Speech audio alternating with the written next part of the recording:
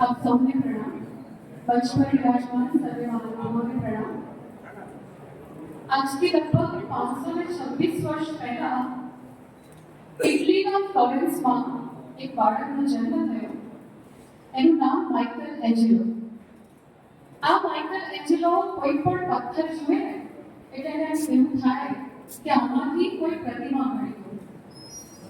આ Michael Angelo એકવાર ફ્લોરેન્સના એક બજારમાં ફરતો હતો. એની ઉંમર લગભગ 19-20 વર્ષ. અને એક વખતે એક બહુ સુંદર પથ્થર એક દુકાનની બહાર હતો. એને ખૂબ ગમી ગયો.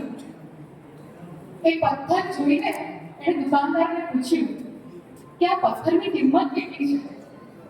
એટલે દુકાનદારે કીધું કે આ પથ્થરની કોઈ કિંમત નથી, મારા માટે આ પથ્થર સાવ નકામો છે, તું તારે એને મફતમાં લઈ જા. એટલે માઇકલ એન્જેલો એ પથ્થર લઈને ઘરે આવ્યા. લગભગ વર્ષ સુધી છીણી અને હથોડી લઈને એ પથ્થરમાંથી એક શિલ્પ બનાવ્યું. સૌથી પહેલું શિલ્પ એમણે જે બનાવ્યું એનું નામ પિએટા. આ પિએટા શિલ્પ આજની તારીખમાં વેટિકન સિટીના એક ચર્ચમાં આપ જોઈ શકો છો.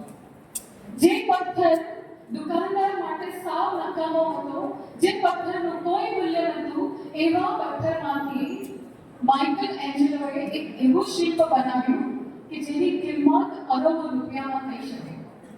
એક શિક્ષક પાસે આવનાર વિદ્યાર્થી પણ એક સામાન્ય પથ્થર જેવા હોય છે.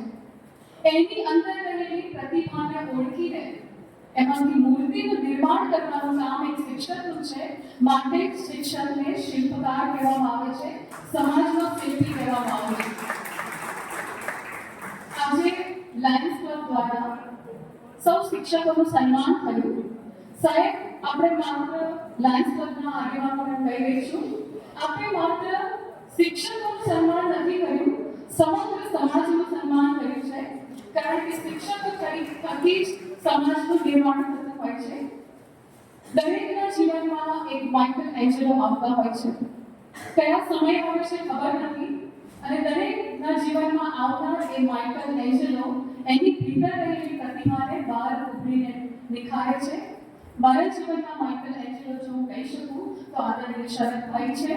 એમના થકી મને ખૂબ માર્ગદર્શન મળ્યું છે, પ્રોત્સાહન મળ્યું છે.